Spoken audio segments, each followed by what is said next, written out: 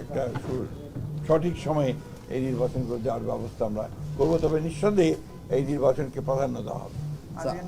নারী সংরক্ষিত নারী আসনের বিষয়ে এটা তো আপনার পার্লামেন্টের সিদ্ধান্ত হবে, আপনার যেটা হওয়ার পার্লামেন্টের।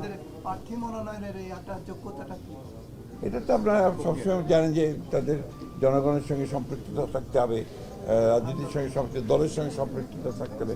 আমাদের দলের পক্ষ থেকে যারা দলের সঙ্গে সম্পৃক্ত আছেন তাদেরকে প্রাধান্য দেওয়া হবে।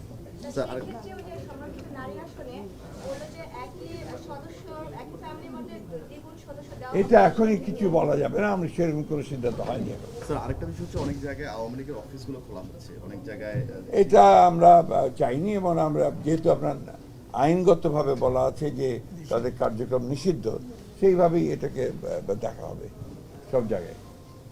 জি, আর কিছু এনিথিং এর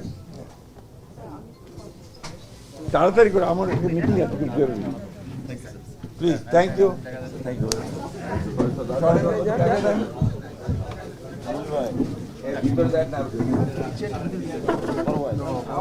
আপনি যান আপনি আগে যান।